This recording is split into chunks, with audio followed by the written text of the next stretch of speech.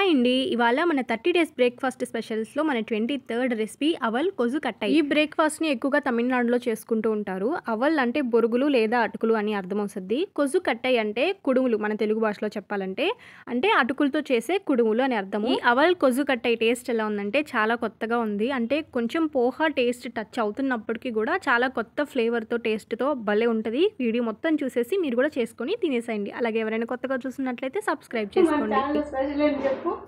అవల్ కొజు కట్టాయి ఏమేం కావాలో చూపిస్తారండి. అటుకులు, పచ్చి కొబ్బరి, మినపప్పు తురుము అని చెప్పాలి.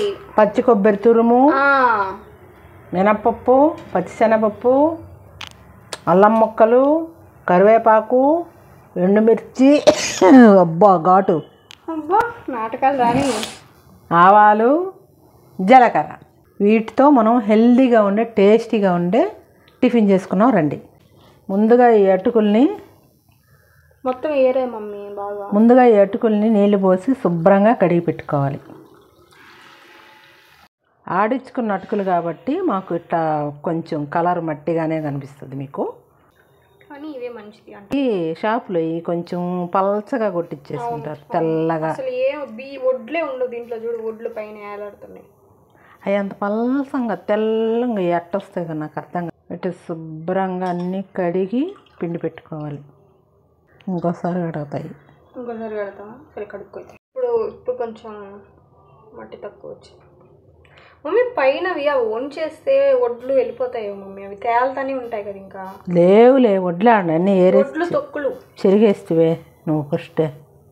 పైన తేలాడే వాటి గురించి మమ్మీ నేను మాట్లాడేది. అదిగో అవి కనిపించట్లే నీకా? అయ్యా అవును. అటు వంచే ఫస్ట్ మళ్ళీ నువ్వు పిండేటప్పుడు వాటిలోకి వచ్చేస్తుందేమో. వంచేసేదే. పోహాకైతే ఇట్లా పొడి పొడిలాడుతుంటే సరిపోతుంది. కానీ ఈ రెసిపీకి మాత్రం చాలా మెత్తగా ఉండాలి. అందుకే కొన్ని నీళ్ళు వేసి నానబెట్టాము. ఇలాగ 10 నిమిషాలు వదిలేస్తే మెత్తగా నానిపోతాయి అటుకులు. అప్పుడు మనం స్టార్ట్ చేసుకోవచ్చు. ఏం స్టార్ట్ చేసుకోవచ్చు? టిఫిన్. ఏం టిఫిన్? కొద్ది కట్టాయి.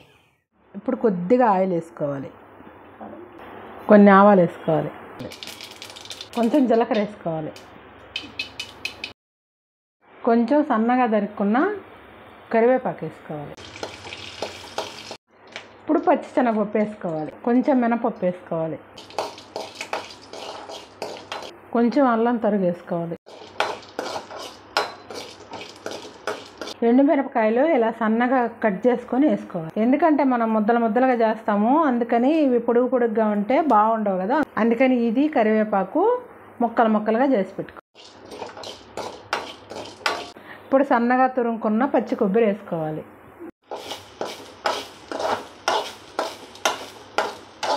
ఇప్పుడు రుచికి సరిపడా సాల్ట్ వేసుకోవాలి.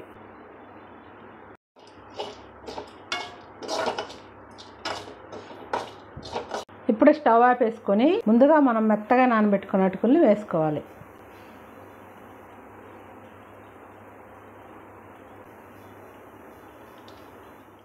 ఇప్పుడు ఈ మసాలా అంతా కలిసేటట్టు అటుకులతో కలుపుకోవాలి. ఇప్పుడు దీన్ని ఆవిరి పెట్టుకోవాలి. ఆవిరి పెట్టుకునే దానికి మీ ఇంట్లో ఏముంటుంది సెట్ చేసుకోండి, మేము సెట్ చేసుకోండి. ఇప్పుడు ముందు కింద దాంట్లో నీళ్ళు పోసుకోవాలి. ఇప్పుడు ఈ దబర పైన గిన్నె పెట్టుకోవాలి. దీన్ని ఏమంటారు మమ్మీ మామూలుగా? చిల్లులు గిన్నె అంటారు. వడ పోసుకునే గిన్నె. జాలి గిన్నె అంటే ఏందా? జాలి గిన్నె మన పదం కాదేమండి. నేను రీల్స్లో బాగా మేము వడ సిబ్బ అంటాము, వడ పోసుకునే గిన్నె అంటారు, చిల్లులు గిన్నె అంటాం. ఇప్పుడు ఇది పూర్తిగా చల్లార్చుకోవాలి. మేము చల్లార్చేసుకున్నాము. అడుగున కొంచెం కాలుతుల్లా నువ్వు చెప్పకపోతే అతుక్కోకుండా కొంచెం ఇటు కాలేదు. ఇప్పుడు వీటిని ముద్దలు చేసుకోవాలి. అంత పెద్ద ముద్దలా అయితే మందలే బాగుంటాయి.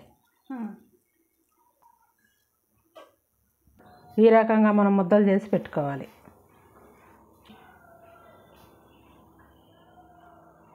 నేను చేస్తా మమ్మీ, నేను చేస్తాను. ఒక వరుస చేయని తర్వాత చేస్తా. ఇప్పుడు ఒక లేయర్ పెట్టేసాం కదా, మిగతా ఇంకా పిండి ఉంది కదా, ఇప్పుడు దాని మీదే పెడితే ఇరిగిపోతాయి. అందుకని మూత పెట్టేసుకొని ఆవిరి పెట్టించిన తర్వాత మళ్ళీ ఇంకొక వరుస పెట్టుకోవాలి. 10 నిమిషాలు అయిన చూద్దామండి. ఒకటి పైన ఉండేది ఎలా ఉంది చూపించు.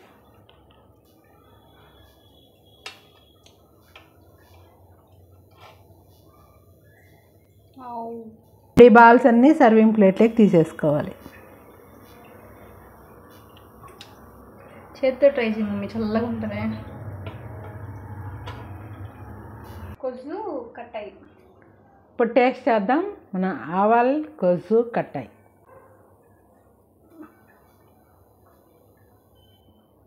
మమ్మీ నీకేమనిపిస్తుంది? ఆవిరి కూడా ఉందాగేవా? ఆవిరి కుడువులాగా ఉండాలి. ఇప్పుడు టేస్ట్ చేద్దాం రండి. పేరు చెప్పు సరే. ఆవాల్ కొజ్జు కట్టాయి. వెరీ గుడ్, బాగా చెప్పారు. దీంట్లోకి రెడ్ చట్నీ బాగుంటుందంట, అదే ట్రై చేయండి మీరు కూడా. ఇంకే చట్నీ కంటే కారంగా ఉండే రెడ్ చట్నీ అయితే సూపర్గా ఉంటుంది. ఎట్టని చెప్పద్దు ఇప్పుడు మా మమ్మీ.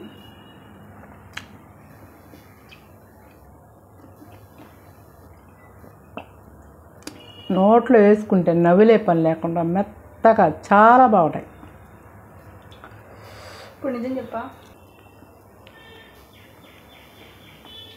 అటుకుల ఉప్మాల కారం నంచుకుందన్నట్టుంది.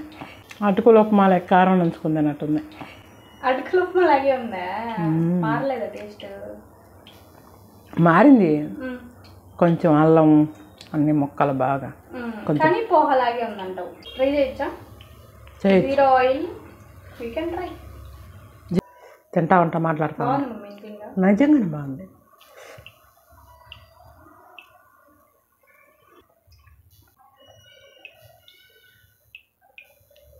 ముంచి ముంచి